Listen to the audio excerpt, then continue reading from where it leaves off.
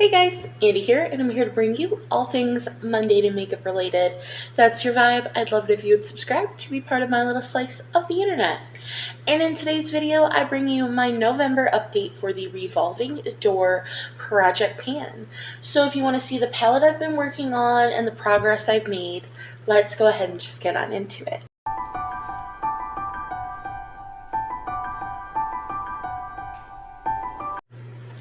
So if you don't know anything about this project, it is where I'm taking a palette that I have in my collection that has been used before, that I do know, and that is not in my pile of shame project pan. I'm obviously picking it at random. I'm using my Tiny Decisions app to pick it, and I'm creating two looks with it to determine if it will stay in my collection. I am using a grading scale that I adjusted from Beauty and Beyond's grading scale, and if it gets an 8 out of 16 or lower, it is decluttered. The grading scale is based on cost of the palette, which as of January of next year, it'll be based on cost per use, and I'll explain that once we get to January. But as of right now, it's just cost of the palette. Versatility, performance, and preference. So, let's get into the palette I'm currently working on, which is the NYX El Profesor palette, which I believe is the name of the palette. It was a collab with a TV show. It was a Netflix thing. It's the La Casa de Papel Money Heist. So, I don't know. Is El Profesor the palette name? Is any of that the palette name? I don't know. So this is a pressed pigment palette. Basically all of the shades are pressed pigments. Let me see. I would have to look on the back, but like 1 or 2 shades are not. Actually, let me see. So yeah, this half of the palette are eyeshadows, this quad. These 5 are pressed pigments, is what it's saying. So, this is the color story. It does not have a mirror. It's cardboard packaging. So, I have every single shadow on my eye. I've only done 1 look with the palette, but I don't think I need to do a second look. And it's my project, so if I don't want to do a second look, then I'm not going to. I've used every shade in the palette, and I have my thoughts on it. So we're going to go through each shade, and we're going to talk about it. So, Aikido, it's a pretty color. It's what's on my inner corner here. I had to build this shade up here. Actually, let me, 50%? Yeah, I think that that's a little better. So my inner corner shade here, I had to build that up like 7 layers. I don't know if you can see the dip in the pan there, but I had to scrub my finger into this shade. And it's a pretty shade, like you can see that little bit of a pink flip, and it's very nice in my inner corner. It's more of like a satiny shade. It is pretty, but it's not even that it's hard pressed, it's just that it's so lightly pigmented that if you want to see it, you really have to build it up, and that was unfortunate. Next we have By Time, which is really the only actual shimmer in the palette, and it's pretty. It's what's on my outer third of my lid here, because this middle is a Colourpop Super Shock, because I needed another shimmer to complete this look for me personally.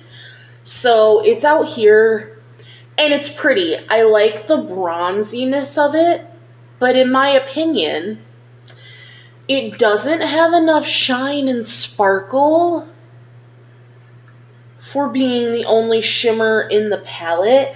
And like, it looks sparkly. Like, it looks like it'd be a pressed glitter, and it's not. It's a normal shimmer. It's not even textured, even though it looks like it would be. And it doesn't do it for me. Next we have Salva. This is just an unneeded shade. It blends away to absolutely nothing. It did nothing for the look. It didn't deepen anything. It didn't do anything. Unneeded shade. Did not like it. Then we have rule number 1, which this shade was pretty nice. I used this out here to like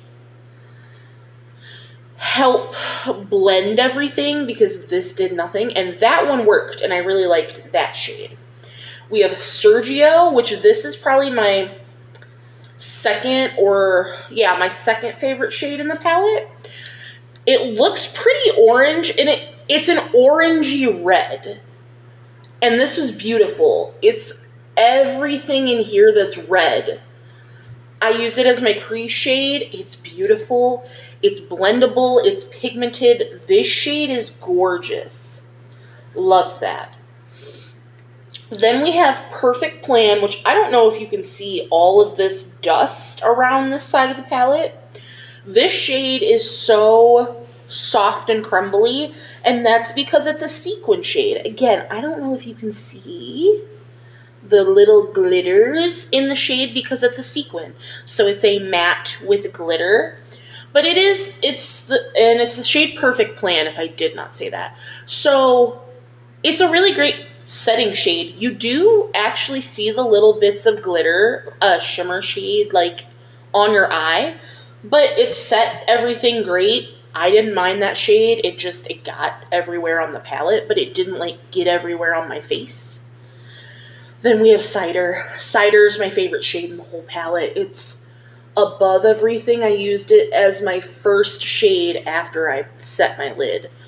It's pigmented, it's blendable, it's a unique color to my collection. Like, I love this autumnal, like, cidery yellow. So we have this, we have an orangey red, like, that's pretty unique in my collection as well. Love it. Then we have Chow Chow Chow, which is like this hot pink. I have a little bit of it dusted on my lower lash line. It is a pretty color. It is pigmented.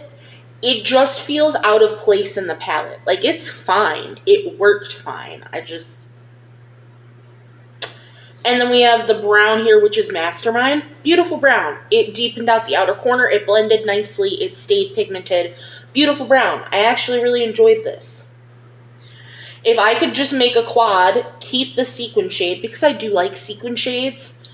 Keep Cider, keep Sergio, yes, and Mastermind. I would, and I'd get rid of the rest of the palette. And so that, for me, we're going to go ahead and we're going to rank this. So for cost, I actually have to go into my tablet and I need to go look it up.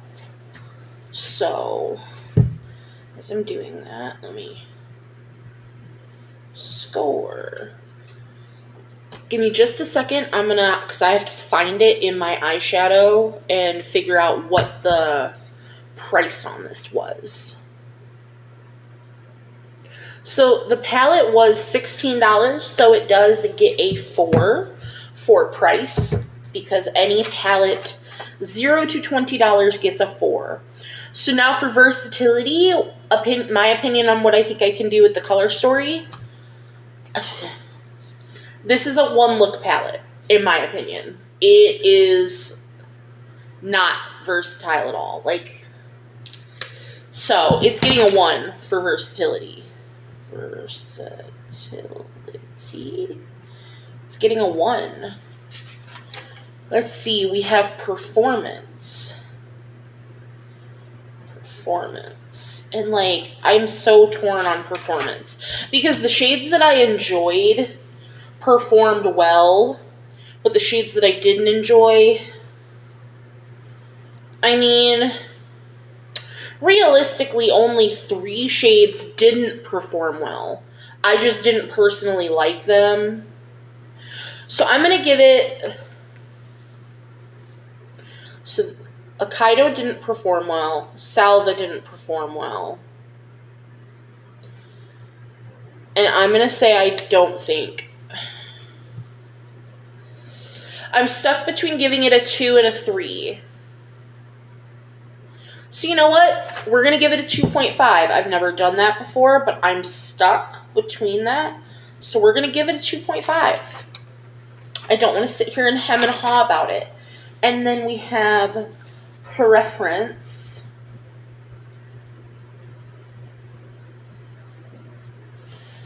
And that's my opinion on it and whether I think it's right for me. Even though it might be a pretty palette, it might not be something that I think I need.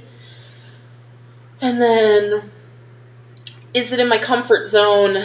Yes, it's in my comfort zone. It made a very pretty look.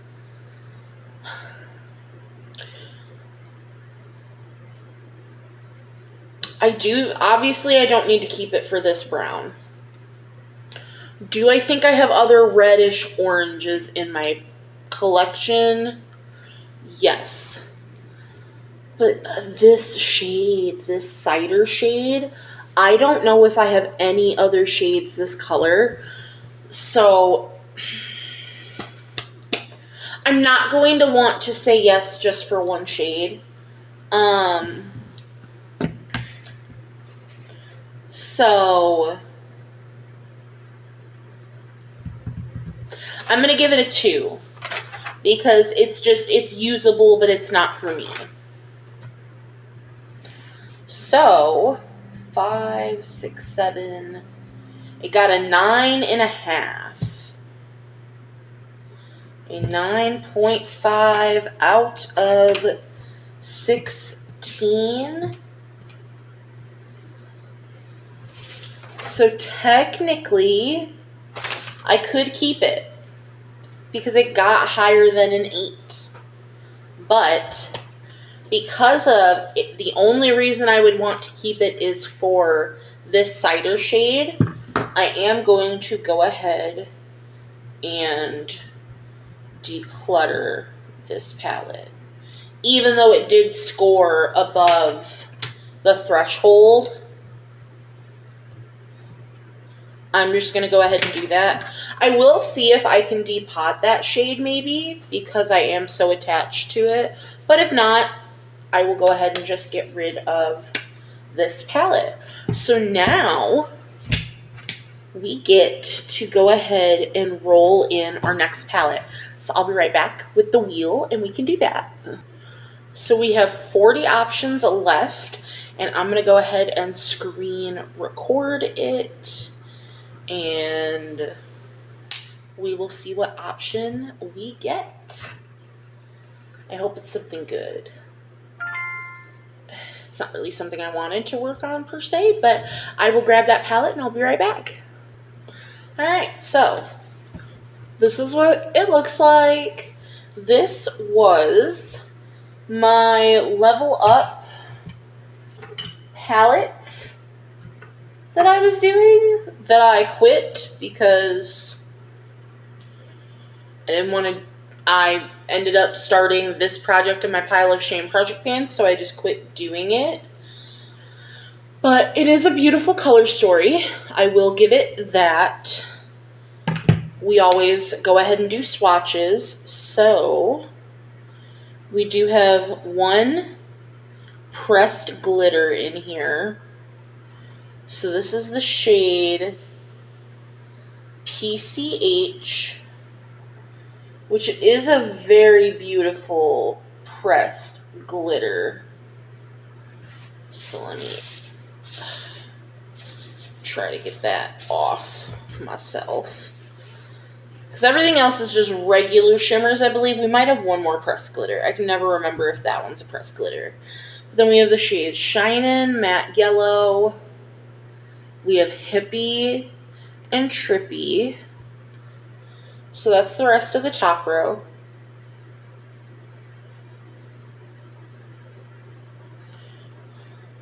So that is here. Let me pull down the brightness. So that's the top row. Then we have Vibe, which is like a mint, Far Out, Roller, and Fad.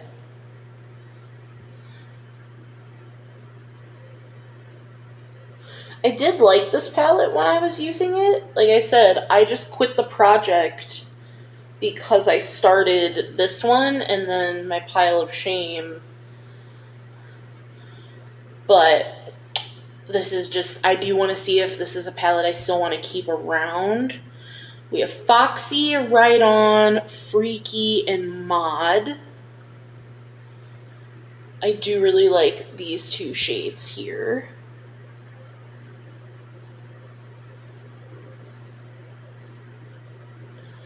The deep blue is so nice. And then we're coming up on my favorite shade, the shade that I use that was my focus shade in the palette. We have Wild, my focus shade that was Macho, Waterbed. Waterbed is also a pressed glitter. And then Galactic, that is a sequin shade.